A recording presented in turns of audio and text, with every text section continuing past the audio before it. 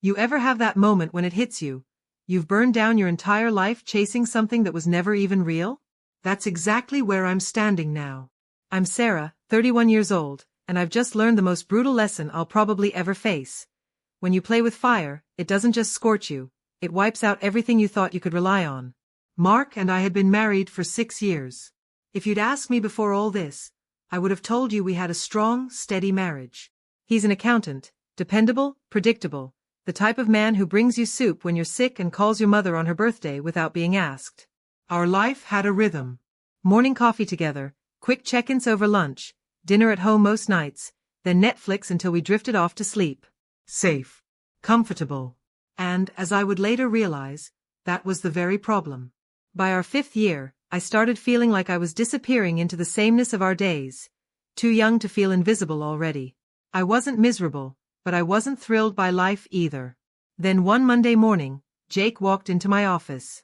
26, fresh from college, with a sharp jawline, eyes the color of fresh spring grass, and a confidence that seemed to pull everyone in. Ambitious. Charming. The kind of person who made whoever he spoke to feel like the most important person in the world.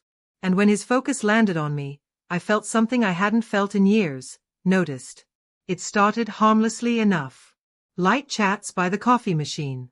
He'd ask for my thoughts on projects, praise my presentations. After work drinks with the team somehow ended with just the two of us still talking when the bar closed. Mark noticed I seemed lighter, happier. One night over dinner, he asked about it. I told him work had gotten more exciting lately. That wasn't a lie, it just wasn't the whole truth. The first real shift came late one evening at the office. Everyone else had gone home, leaving Jake and me to finish a looming campaign deadline. He brought me a coffee, our fingers brushed, and something unspoken sparked instantly between us. That night, our conversation wandered far from work, to childhood stories, unspoken frustrations, and secret dreams. The air between us felt charged. 3 weeks later, it happened again, another late night. This time, when he walked me to my car, he didn't just say goodbye. He looked at me like I was the only woman alive and kissed me. Hard, deep, enough to make my knees weaken. Driving home, guilt and exhilaration churned in my chest. Mark was asleep when I slipped into bed. That should have been my warning, the moment I stopped before anything went further. But instead, I leaned into it. Jake made me feel alive in ways I hadn't even realized I was missing. He'd text me in the middle of dull meetings, making me fight back a smile. In presentations, his light touch would send my heart racing. He remembered every little thing I told him, as though it mattered deeply. Lunches started happening at a small cafe across town. After-work drinks became routine. Then came the first hotel room, under the cover of a client dinner. It was thrilling, dangerous, addictive. For 3 months, I lived a double life, devoted wife at home, passionate lover at work. Mark, bless him, never suspected a thing. He even encouraged the late nights, thinking I was finally chasing my career dreams. The guilt whispered in quiet moments, but Jake's pull was stronger.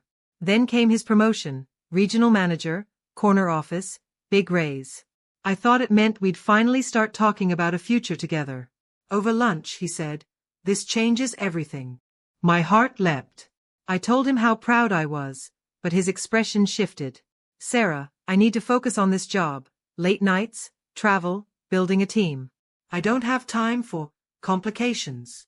That single word, complications, felt like a splash of ice water. "What are you saying?" "I'm saying we should end this. It was fun, really fun, but I can't get tangled up right now. You understand, right? Fun. That's all I'd been to him. 3 months of passion, connection, risk, and I was just a temporary thrill. I went home that day hollow. Not just because Jake had ended things, but because of how effortlessly he'd done it, how little I'd mattered. Mark noticed instantly. My glow was gone. One night, he asked me directly what was wrong, and I broke. I confessed everything. The affair, the feelings, the boredom I'd felt in our marriage, how Jake had made me feel alive, and how he tossed me aside. Mark listened in silence until I was finished. Then he stared at me and said, "So, let me get this straight. You thought our marriage was dull, cheated with a coworker, got dumped, and now you want me to feel sorry for you." Hearing it laid out like that made it sound even more pathetic than I'd realized. I'm sorry, Mark. I know I hurt you. I want to fix this. Fix us. He stood slowly, and there was something in his eyes I'd never seen before, pure disgust. Fix us? There is no us. You destroyed us the moment you decided I wasn't enough. Please, we can work through it. People do. He shook his head. You want to know the worst part? I finally understand.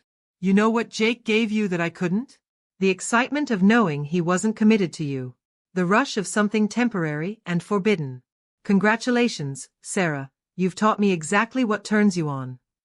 That was 6 months ago. Mark didn't just divorce me, he transformed. Now he's dating different women, traveling, taking risks, becoming the exciting man I once wished he'd be, for everyone but me. Jake? He never looked back. He's engaged to a 24-year-old from his new team. They look over the moon happy online, like they actually deserve each other. And me? I'm sitting in a cramped studio apartment, watching my ex-husband live his best life and my ex-lover build his future, while I have nothing. No marriage. No affair. Just the fallout from my own choices. The cruelest part? Mark was right. I wasn't truly in love with stability. I was addicted to the uncertainty, the danger, the high of knowing something could disappear any second. And now, that's exactly what my life has become. People disappearing. Because now, everyone leaves.